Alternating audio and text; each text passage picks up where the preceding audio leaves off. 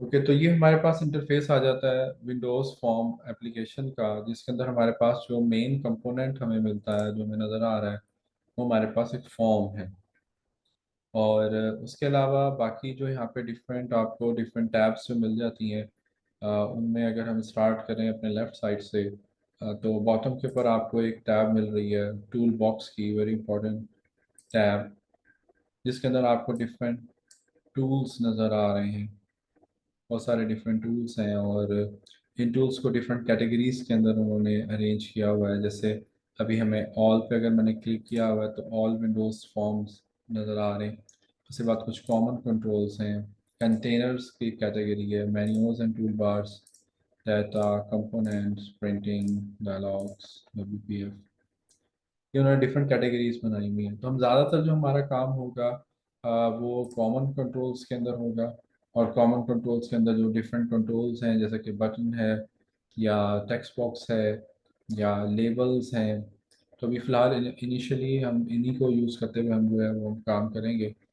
लेकिन और भी बहुत सारे इसके अंदर डिफरेंट कंपोनेंट्स हैं, और भी बहुत सारे डिफरेंट कंट्रोल्स हैं, जिनको हम time to time depending upon और रिक्वायरमेंट हम उनको यूज़ कर सकते हैं। अगर आप ऑल पे क्लिक करेंगे तो वो सारे कंट्रोल्स आपको नज़र आ रहे हैं। इनके अंदर वो कॉमन वाले भी हैं, बाकी भी हैं। तो ये सारे कंट्रोल्स आपको यहाँ पे शो हो रहे हैं। हम वैसे नॉर्मली कॉमन पे अगर आप ओपन रखेंगे तो ज़रा ज़्यादा इजी रहेगा, क्योंकि कॉमन में मोस्ट कॉमन कंट्रोल्स हैं, जिनको हम काफ़ी फ्रिक्वेंटली हम यूज़ कर रहे होते हैं। ये जो हमारे पास टूल बॉक्स है, अगर इसको हमने हाइड करना हो, ऑटो हाइड करना हो, तो ये पिन जो है हम ये ऑफ कर देते हैं। तो जैसे ही मैं इस पिन पर मैं क्लिक करूँगा तो ये ऑटो हाइड हो जाएगी हमारी। और जब हमारा माउस आएगा तो ये टूल बॉक्स हमारे सामने पेयर हो जाएगा। और जैसे ही हम बाहर कहीं क्लिक करेंगे तो ये ऑटो हाइड हो जाएगा। और अगर आप इसको परमानेंटली फिक्स करना चाह रहे हैं अपनी स्क्रीन के ऊपर, तो फिर आप इसको पुश पिन कर लेंगे। ये बीच वाला जो बटन है, इसको आप क्लिक करेंगे तो अब ये परमानेंटली आपके साथ स्क्रीन के ऊपर रहेगा। और आप इसकी पोजीशन को भी चेंज कर सकते हैं, कि वो कैसे कि आप इसको ड्रैग करें, क्लिक करें, ड्रैग करें, और कहीं पे भी आप इसको प्लेस कर सकते हैं। जैसे मैं बॉटम साइड पर प्लेस करना चाह रहा हूँ तो टूल बॉक्स बॉटम साइड पर आ गया, या आप इसको राइट साइड पे लेके जाना चाह रहे हैं, आप इसको राइट साइड पे ले जाएं। कहीं पे भी हम इनको एडजस्ट कर सकते हैं। फ्लोटिंग एक्चुअली विंडोज़ होती हैं, फ्लोटिंग विंडोज़। तो नॉर्मल हम इसको इधर रख रहे होते हैं, तो बहरहाल इनको कहीं पे भी एडजस्ट किया जा सकता है। उसके बाद यहाँ पर आपको सर्वर एक्सप्लोरर नज़र आ रहा है। अभी फ़िलहाल हम सर्वर एक्सप्लोरर पे हम काम नहीं करेंगे।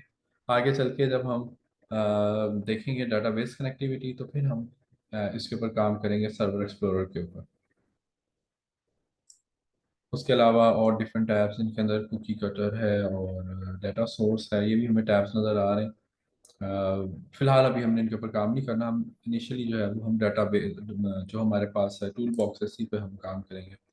और अगर ये हम यहाँ से क्लोज कर देते हैं, अगर किसी से गलती से क्लोज हो जाता है अगर ये कोई भी टैब, तो अब यहाँ पे नहीं आ रहा ये, तो अब इसको दोबारा ऑन करने के लिए आप व्यू में आ जाएंगे। और व्यू में आने के बाद आप यहाँ से टूल बॉक्स को जो है वो आप सेलेक्ट कर लेंगे। तो कोई भी टैब अगर आपके यहाँ से क्लोज हो जाती है तो कोई इसके अंदर इशू नहीं है। आप व्यू में जाके आप उसको फिर से एक्टिवेट कर सकते हैं। राइट साइड पे अगर आप देखें तो राइट साइड पर आपको दो इम्पॉर्टेंट टैब्स नज़र आ रही हैं, जिनमें हमारे पास एक है सोल्यूशन एक्सप्लोरर और एक है प्रॉपर्टीज़ की। तो चलो पहले प्रॉपर्टीज से हम इसको स्टार्ट कर लेते हैं। मैं इसको पुश पिन कर लेता हूँ। ये भी उसी तरह से ही है, अगर आप बाहर कहीं क्लिक करेंगे तो हाइड हो जाएगी वो टैब। और अगर आप चाहते हैं कि परमानेंटली आपके सामने टैब आपको व्यू होती रहे, शो होती रहे, तो फिर आप इसको पुश पिन कर लेंगे। तो ये अब हमारे पास इधर प्रॉपर्टीज ओपन हो गई हैं। और ये हमारे पास फॉर्म है। फॉर्म हमारा एक मेन कंपोनेंट है, एक मेन कंट्रोल है। और यही हमारा एंड यूज़र को शो हो रहा होता है जब हमारी एप्लीकेशन रन होती है। जब हम अपनी एप्लीकेशन को रन करते हैं तो एंड यूज़र को ये फॉर्म ही शो हो रहा होता है, और वो इसी फॉर्म को के साथ इंटरेक्ट कर रहा होता है अपनी एप्लीकेशन को रन करने के लिए। तो देखिए, जैसे ही मैं फॉर्म पे मैं क्लिक करता हूँ तो मुझे यहाँ पर प्रॉपर्टी विंडो में अगर आप लोग देख सकें तो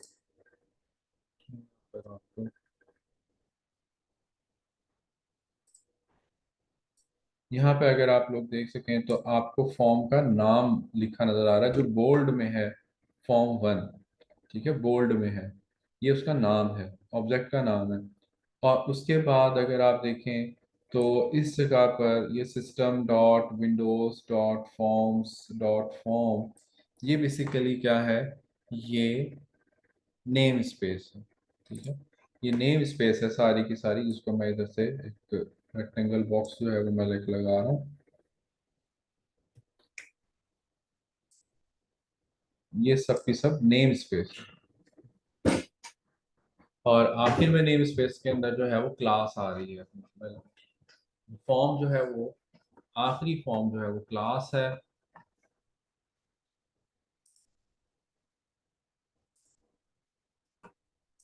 ये जो फॉर्म लिखा हुआ है ये बेसिकली क्लास है। हमारा जो फॉर्म है वो इस बिल्ट इन क्लास से इनहेरिट हो रहा है। फॉर्म 1 हमारा एक बिल्ट इन फॉर्म है। फॉर्म 1 मतलब जो हमारे प्रोजेक्ट का फॉर्म है इज इनहेरिटेड बाय फॉर्म। ये वाला जो फॉर्म जो बाद में मैंने फॉर्म लिखा है ये बेसिकली हमारा वो जो आखिर में फॉर्म जहाँ पे मैंने एक एरो लगाया है, ये वो वाली क्लास है, उस क्लास से इनहेरिटेड है। फॉर्म 1 भी क्लास है, फॉर्म भी क्लास है, क्योंकि एक क्लास ही दूसरी क्लास से इनहेरिट होती है। तो जो फॉर्म है वो बिल्ट इन है, और फॉर्म 1 वो है जो हमने अभी अपने प्रोजेक्ट जब बनाया तो उसने हमें एक फॉर्म दिया। ये हमारा फॉर्म 1 है। तो हमारा, हम जो भी ऑब्जेक्ट लगाते हैं अपने फॉर्म के ऊपर, हम डिफरेंट मल्टीपल ऑब्जेक्ट्स जो है वो हम प्लेस कर सकते हैं। जैसे अगर आप इधर टूल बॉक्स के अंदर हम आए तो मैं इधर से अगर बटन लगाना चाह रहा हूँ तो मैं एक बटन ड्रैग करके ड्रॉप कर लेता हूँ अपने फॉर्म के ऊपर। जस्ट ड्रैग एंड ड्रॉप आपने करना है, और आपको कोई कोड अभी फिलहाल लिखने की जरूरत नहीं है। तो देखिए जैसे ही मैंने जैसे ड्रैग एंड ड्रॉप किया तो आप देख सकते हैं कि अब जहाँ पहले फॉर्म 1 लिखा आ रहा था, एरो जहाँ मैंने लगाया हुआ है प्रॉपर्टी विंडो में, अब यहाँ पर बटन 1 आ रहा है। ये बटन का नाम है, जो बटन मैंने लगाया ये उसका नाम आ रहा है। उसके बाद system dot Windows dot forms, ये उसकी नेम स्पेस है, नेम स्पेस। और आगे बटन जो आ रहा है ये उसकी क्लास है। ठीक है, क्योंकि आपको पता ही है कि क्लासेस जो होती हैं वो नेम स्पेस के अंदर ऑर्गेनाइज की हुई होती हैं। क्लासेस जो हैं वो नेम स्पेसेस के अंदर ऑर्गेनाइज होती हैं। तो हमारे पास जो नेम स्पेस है वो है system dot Windows dot forms, और फॉर्म्स के अंदर जो क्लास है उस क्लास का नाम है बटन। और जो बटन हमने लगाया है उस बटन का नाम है बटन 1। बाय डिफॉल्ट वो उसको कोई ना कोई नाम दे देता है। जैसे फॉर्म को उसने फॉर्म 1 का नाम दे दिया, एक और फॉर्म लगाएंगे तो उसका नाम फॉर्म 2 हो जाएगा, एक और बनाएंगे फॉर्म तो उसका नाम फॉर्म 3 हो जाएगा, एंड सो ऑन। इस तरह से जब भी हम कोई कंपोनेंट, कोई भी कंट्रोल अपने फॉर्म के ऊपर जब हम प्लेस करते हैं तो वो उसको बाय डिफॉल्ट कोई ना कोई नेम दे देता है। हम इसका नाम चेंज कर सकते हैं और हम करेंगे भी सही। ठीक है, लेकिन फिलहाल मैं नहीं, अभी फिलहाल मैं आपको, क्योंकि जस्ट मैं जो इंटरफेस है उसके साथ मैं आपको फेमिलियर करवा रहा हूँ, तो अभी फिलहाल शायद हम उसके नाम को चेंज वगैरह करने की तरफ ना जाएं। लेकिन बहरहाल हम ये अब बहुत ही आसानी के साथ, बहुत इजीली जो है हम ये काम कर सकते हैं। ओके, तो हम जो भी कंपोनेंट लगाएंगे, चाहे देखें एक और भी मैं लगा के दिखा देता हूँ। मैं एक लेबल लगा लेता हूँ, मैंने एक लेबल उठाया, ड्रैग एंड ड्रॉप किया, तो अब यहाँ पे लेबल 1 आ गया। System dot Windows dot forms, ये नेम स्पेस आ गई, और लेबल उसकी क्लास आ गई। लेबल क्लास है, और ये मेरा जो लेबल है लेबल 1, ये बेसिकली उस क्लास से इनहेरिटेड है। तो इस तरह से चीज़ें जो है वो इन्होंने ऑर्गेनाइज की हुई हैं। और प्रॉपर्टी विंडो में अगर हम फर्दर आए तो प्रॉपर्टी विंडो के अंदर यहाँ पर आपको बहुत सारी डिफरेंट प्रॉपर्टीज नज़र आ रही होंगी उस कंट्रोल से रिलेटेड। हर कंट्रोल की जो है वो प्रॉपर्टीज होंगी। ठीक है, हर कंट्रोल की प्रॉपर्टीज होंगी। जब आप किसी कंट्रोल को क्लिक करेंगे तो आपको उसी की प्रॉपर्टीज शो हो रही होंगी। जैसे अगर मैं फॉर्म पे क्लिक कर देता हूँ तो अब ये जो प्रॉपर्टीज आ रही है ये फॉर्म की प्रॉपर्टीज है। अगर मैं बटन पे क्लिक कर देता हूँ तो अब ये जो मुझे प्रॉपर्टीज नज़र आ रही है ये बटन की है। अगर मैं लेवल पे क्लिक कर दूँ तो ये जो मुझे प्रॉपर्टीज नज़र आ रही है ये लेवल की है। तो ये हमारी बेसिकली कॉन्टेक्स्ट बेस्ड विंडोज हैं, यानी आपने जो भी सेलेक्ट किया हुआ है उसके अकॉर्डिंग आपको यहाँ पर उससे रिलेटेड आपको इंफॉर्मेशन यहाँ पे मिल रही होगी। उसके बाद प्रॉपर्टी विंडो में अगर आप देखें तो प्रॉपर्टी विंडो को व्यू करने के, प्रॉपर्टीज को व्यू करने के दो डिफरेंट मेथड्स हैं। एक है हमारे पास कैटेगराइज व्यू और दूसरा है alphabetical. By default alphabetical select होता है, इस टाइम ये अल्फ़ाबेटिकल ऑर्डर ही सेलेक्ट है, जिसके अंदर तमाम प्रॉपर्टीज अल्फ़ाबेटिकली अरेंज्ड हैं। ए से स्टार्ट हो रही हैं, ए बी सी और इस तरह से प्रॉपर्टीज चलती जा रही हैं। और साथ है हमारे पास कैटेगराइज व्यू। कैटेगराइज व्यू में भी वही प्रॉपर्टीज ही हैं, बस उनकी कैटेगरीज बना दी हैं। जैसे अपेयरेंस से रिलेटेड सारी की सारी प्रॉपर्टीज उन्होंने इधर अपेयरेंस में डाल दी हैं। बिहेवियर से रिलेटेड प्रॉपर्टी सारी उसने बिहेवियर की कैटेगरी में डाल दी हैं। इसी तरह से एक्सेसिबिलिटी है, appearance, behaviour, data, design, layout, इन्होंने कैटेगरीज बना के प्रॉपर्टीज वही हैं, प्रॉपर्टीज और नहीं है, प्रॉपर्टीज वही हैं, सिर्फ उन्होंने कैटेगराइज व्यू में डाल दिया। यहाँ पर अल्फ़ाबेटिकल ऑर्डर व्यू। तो आप जिस तरह से भी कन्वीनियंट फील करें, आप जैसे भी कंफर्टेबल फील करें, आप उस तरह से प्रॉपर्टीज को व्यू कर सकते हैं। उसके बाद नेक्स्ट जो हमारे पास इधर एक आइकन आ रहा है, ये इवेंट्स का है। इवेंट्स, जब आप इस पर क्लिक करेंगे तो अब आपको जो सेलेक्टेड कंट्रोल है, जैसे यहाँ पे भी लेबल सेलेक्टेड है, तो लेबल के आपको इवेंट्स नज़र आ रहे हैं। इवेंट्स क्या होते हैं कि जब यूज़र ने अपनी एप्लीकेशन के साथ इंटरेक्ट करना होता है तो यूज़र मुख्तलिफ इवेंट्स ट्रिगर कर रहा होता है। इवेंट्स को ट्रिगर करते हुए यूज़र अपनी एप्लीकेशन के साथ कम्युनिकेट कर रहा होता है। तो यहाँ पर बेसिकली ये डिफरेंट इवेंट्स आ रहे हैं कि क्लिक इवेंट है, अगर आप चाहते हैं कि यूज़र जब इस लेबल पर क्लिक करे तो कोई स्पेसिफिक एक्शन परफॉर्म हो, तो फिर आप उसके क्लिक इवेंट के ऊपर कुछ कोड कर देंगे। ठीक है, तो हम ये जो आपको जो कंट्रोल्स, आपके जो इवेंट्स नज़र आ रहे हैं, ये बेसिकली उसी कंट्रोल के होंगे जो कंट्रोल सेलेक्टेड है। जैसे भी लेवल सेलेक्टेड है, अगर मैं फॉर्म पे क्लिक करूंगा तो फॉर्म सेलेक्टेड है, और इस टाइम जो मुझे इवेंट्स नज़र आ रहे हैं वो फॉर्म के इवेंट्स हैं, जो आप देख सकते हैं थोड़े ज़्यादा हैं एज़ कम्पेयर टू लेबल। ठीक है, लेबल के इतने ज़्यादा नहीं थे, लेबल के थोड़े कम थे। फिर जब मैं बटन पे क्लिक करूंगा तो मुझे बटन के इवेंट्स नज़र आ रहे होंगे। ठीक है, बात फॉलो कर रहे हैं कि आप जिस भी कंट्रोल पे क्लिक करेंगे प्रॉपर्टी विंडो में उसी कंट्रोल की प्रॉपर्टीज और उसी कंट्रोल से रिलेटेड इवेंट्स जो हैं वो आपको शो हो रहे होंगे। इसको भी अगर आप चाहें तो इसी तरह से आप हाइड करना है, आप उसको हाइड कर दें, क्लोज करना है आप उसको क्लोज कर दें। अगर आप से विंडो क्लोज हो जाती है तो कोई इशू नहीं, आप व्यू में जाके प्रॉपर्टीज विंडो आप फिर से जो है वो आप सेलेक्ट कर सकते हैं।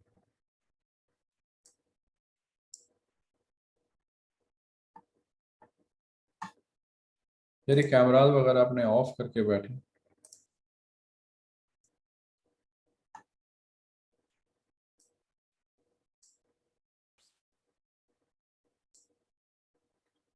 ओके, तो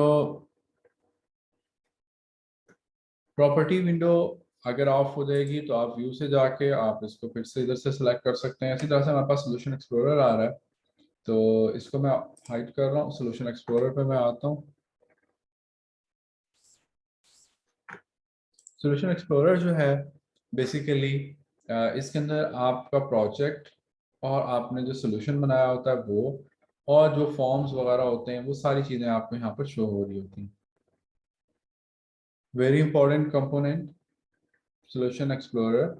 अभी हमारे पास एक ही सोल्यूशन है, उस एक सोल्यूशन के अंदर हमें एक ही प्रोजेक्ट नज़र आ रहा है।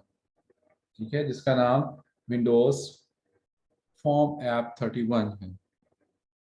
ठीक है, क्योंकि मैंने इसका नाम चेंज नहीं किया था, तो जो नाम था वो उसी नाम से मैंने प्रोजेक्ट बना लिया था। तो यहाँ पर विंडोज़ फॉर्म ऐप 31 के नाम से आपको एक प्रोजेक्ट नज़र आ रहा है, और उसके अंदर प्रॉपर्टीज़ हैं, रेफरेंसेस हैं।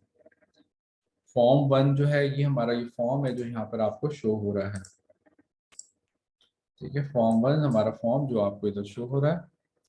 उसके अलावा जब आप इस फॉर्म 1 को आप ओपन करेंगे तो इसके अंदर आपको एक बड़ी इंपॉर्टेंट फाइल नज़र आएगी जो कि है form1.designer.cs फाइल। अब जरा तवज्जो के साथ देख लें कि ये जो form one dot designer dot C S file है, सी एस सी शार्प की एक्सटेंशन है, और डिजाइनर फाइल को अगर आप ओपन करेंगे तो आपको कुछ इस तरह का कोड नजर आएगा। डबल क्लिक आपने कर लेना है तो आपको इस तरह का कुछ कोड नजर आ रहा है, और इसके अंदर अगर अभी आप देखें तो टोटल 74 लाइन्स हैं। टोटल 74 लाइन्स हैं, और यहाँ पर अगर आप देखें तो लाइन नंबर 23 के ऊपर उसने लिखा हुआ है Windows form designer generated code, कि इसके अंदर जो कोड है वो डिज़ाइनर जनरेटेड कोड है। Windows form designer generated code मतलब ये कोड डिज़ाइनर ने जनरेट किया, आपने नहीं लिखा। अभी तो हमने कोडिंग की नहीं है, हमने तो किसी किस्म की भी कोडिंग नहीं की, हमने तो जस्ट एक एप्लीकेशन बनाई है और उसके अंदर मैंने कुछ कंपोनेंट्स को ड्रैग एंड ड्रॉप किया, बस मैंने इसके अलावा तो कोई काम ही नहीं किया। ठीक है, ये ऊपर टैब आ रही है डिज़ाइन की, जिसके अंदर मैंने कुछ ड्रैग एंड ड्रॉप किए थे कुछ कंपोनेंट्स, और डिज़ाइनर जो है वो हमारे पास यहाँ पर ओपन है। हम जितनी भी फाइल्स को हम ओपन करते जाएंगे वो ऊपर टैब्स जो है वो उसकी अलग अलग बनती जाएंगी। अच्छा, अभी अगर आप नोट करें 74 लाइंस हैं इसके अंदर। अगर मैं अपने इधर फॉर्म पर आता हूँ फिर से, और मैं यहाँ पे एक दो कंट्रोल्स और लगा देता हूँ। लेकिन जैसे मैंने एक बटन और लगा दिया, चलो एक बटन और लगा देता हूँ, मैंने दो तीन बटन लगा दिए। एक दो लेबल्स भी लगा लेते हैं, टेक्स्ट बॉक्स लगा लेते हैं। चलिए कुछ ऐसे मैंने ऐसे बड़ी रफ सी मैंने एक एप्लीकेशन मैंने डिज़ाइन की। अब अगर हम अपने डिज़ाइनर में आएंगे तो डिज़ाइनर में आप देखें तो अब उसने लाइंस बढ़ा दी हैं।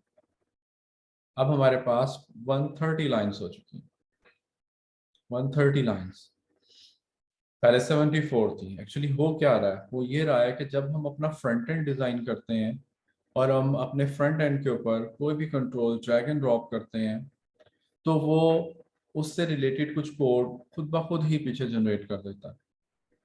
ठीक है, उससे रिलेटेड कोड ऑटोमेटिकली पीछे जनरेट हो जाता है, और वो कोड जो है वो आपको यहाँ पे डिज़ाइनर के अंदर आ रहा था, इस designer dot C S file के अंदर आ रहा होता है। Designer dot C S file, अब अगर आप इसको ओपन करेंगे तो यहाँ पे अगर आप देखें तो मैंने जितने भी बटन लगाए हैं, बटन लेबल टेक्स्ट बॉक्स, वो सब के सब यहाँ पर आ रहे हैं। उसके बाद बटन है, पहला बटन जो मैंने लगाया था, यहाँ पे उसकी कुछ प्रॉपर्टीज आ रही हैं कि बटन की लोकेशन क्या है, बटन का नाम क्या है, उसका साइज क्या है, उसका टैब इंडेक्स, उसका टेक्स्ट वगैरह, ये सारी की सारी चीज़ें आपको इधर प्रॉपर्टी में भी नज़र आ रही थी। अगर आप इधर देख सकें तो मैं इधर अगर आता हूँ, ये बटन वन है। प्रॉपर्टीज में हम आते हैं तो बटन वन की अगर आप लोकेशन ज़रा अगर गौर करें तो ये है 244 और 179, 244 179। अगर आप डिज़ाइनर डॉट सी एस में आएंगे तो बटन वन जो है, अच्छा उसकी लोकेशन नहीं, उसका साइज़ है यहाँ पर। ठीक है, तो साइज़ को हम बनी पोजीशन भी आ रही है 244 179। ठीक है, तो उसकी पोजीशन भी आ रही है, उसका साइज़ भी आ रहा है। तो वो आप वहाँ से भी चेंज कर सकते हैं, यहाँ से भी चेंज कर सकते हैं। जैसे ही आप कहीं से भी चेंज करेंगे तो बटन की, जैसे अगर मैं यहाँ से ड्रैग करके कर लेता हूँ, मैं बटन को ले गया उठा के यहाँ पर बटन वन को, तो देखिए यहाँ पे भी चेंज होगी उसकी लोकेशन। मैं कहीं भी लेके जा रहा हूँ तो देखिए यहाँ पे उसकी लोकेशन चेंज हो रही है। तो इसको वापस स्टार्ट में ले जाते हैं तो अब इसकी लोकेशन होगी 12 12 की। और अगर आप आएंगे डिज़ाइनर डॉट सी एस में तो देखिए यहाँ पे भी उसकी लोकेशन 12 12 हो गई है। आप इधर से भी चेंज कर सकते हैं, लेकिन ये रिकमेंडेड नहीं है। जैसे मैं यहाँ पे इसको चेंज करके कर देता हूँ, फॉर एग्जांपल 100, और इसको भी मैं कर देता हूँ 100। ठीक है, मैंने कर तो दिया, और जैसे ही मैं डिज़ाइन में आऊँगा तो देखें उसकी लोकेशन चेंज हो गई, यहाँ पर आ गया बटन, इसकी लोकेशन 100 हो गई। लेकिन डिज़ाइनर डॉट सी एस में यहाँ पे जाके चेंज करना ये रिकमेंडेड नहीं है। अगर आप इधर ऊपर पढ़ सकें तो यहाँ पे वो लिखा हुआ आ रहा है कि required method for designer support, और आगे वो कहता है कि do not modify the contents of this method with the code editor, कि आप इसके कंटेंट्स को जो है वो आप चेंज ना करें, यहाँ से चेंज ना करें, क्योंकि आप ये सारे काम आप प्रॉपर्टी विंडो से कर सकते हैं। तो आप प्रॉपर्टी विंडो से ही करें, प्रॉपर्टी विंडो से करें, यहाँ से ना करें। यहाँ पे अगर आपने कोई चीज गलत लिख दी तो वो आपका हो सकता है एप्लीकेशन ही चलनी बंद हो जाए।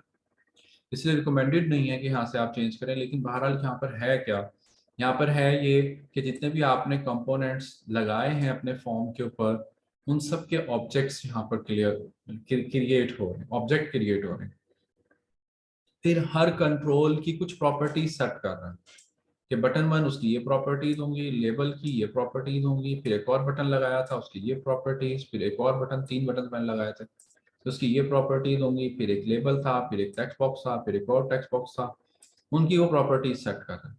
और ये सारा काम कहाँ हो रहा है, ये सारा काम एक मेथड के अंदर हो रहा है, और उस मेथड का नाम है इनिशियलाइज कंपोनेंट मेथड। ठीक है, इनिशियलाइज कंपोनेंट मेथड।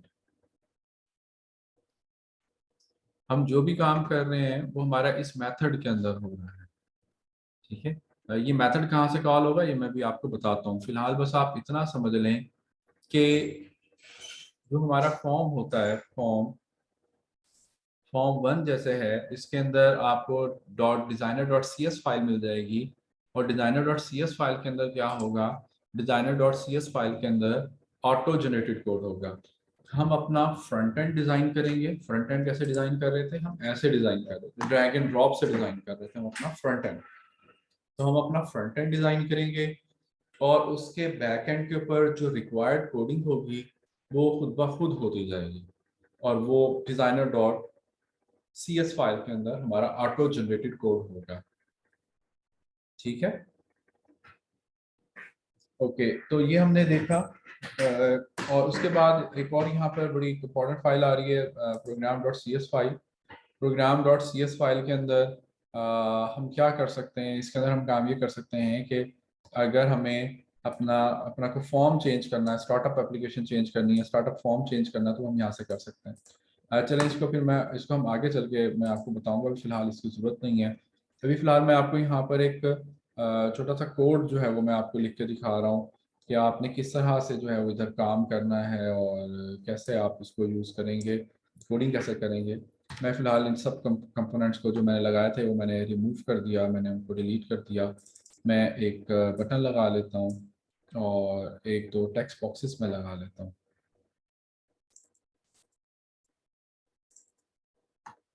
चलिए जी, मैंने 2-3 टेक्स्ट बॉक्सेस मैंने लगाए, और ये मेरा बटन है। लेबल्स लगाने हैं तो आगे आप लेबल भी लगा सकते हैं। ये मैंने टेक्स्ट बॉक्सेस के साथ में लेबल्स भी लगाता जा रहा हूँ। और अब आपने इनकी प्रॉपर्टीज को चेंज करना है। मैं सोल्यूशन एक्सप्लोरर को हाइड कर रहा हूँ, प्रॉपर्टी विंडो की मुझे ज़रूरत है। मैंने इस लेबल को सेलेक्ट किया, और अब आप प्रॉपर्टी विंडो में आ जाएं। यहाँ पे लिखा आ रहा है टेक्स्ट। इसका टेक्स्ट क्या करना है, इसका टेक्स्ट है अभी लेबल 1। तो मैंने इसका टेक्स्ट चेंज कर देता हूँ, मैं इसका टेक्स्ट कर देता हूँ फॉर एग्जांपल, मैं इसका टेक्स्ट कर देता हूँ फर्स्ट नेम। और ये जो दूसरा लेबल है इसका मैं टेक्स्ट कर देता हूँ लास्ट नेम। और यहाँ पे मैं इसका टेक्स्ट कर देता हूँ फुल नेम।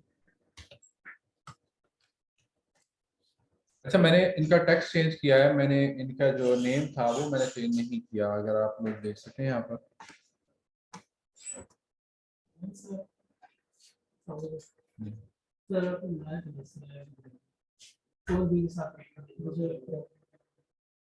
तुम ठहर के आ जाए मुझे लेक्चर में। तो मैंने यहाँ पर इनका टेक्स्ट चेंज कर दिया है, लेकिन टेक्स्ट चेंज करने से इनके नेम नहीं चेंज हो रहे, नेम वही है। ठीक है, ये टेक्स्ट वो होगा जो ऊपर आपको इधर लिखा नजर आ रहा है। इस तरह से जो बटन है, बटन का भी मैं टेक्स्ट चेंज कर देता हूँ। जैसे इसका फॉर एग्जांपल मैं इसका टेक्स्ट कर देता हूँ शो फुल नेम। इसका और मैं थोड़ा विड्थ बढ़ा देता हूँ क्योंकि अब पूरा नजर नहीं आ रहा इसका टेक्स्ट होता, तो इसकी मैं विड्थ बढ़ा देता हूँ ताकि मुझे फुल शो होता है। ठीक है, तो अब आपने इसके ऊपर अगर कोडिंग करनी है तो वो कोडिंग कैसे होगी, बहुत शॉर्ट सी कोडिंग मैं आपको जल्दी से लिख करके बताता हूँ क्योंकि लेक्चर का टाइम खत्म हो चुका है, 45 पर है। एक second है।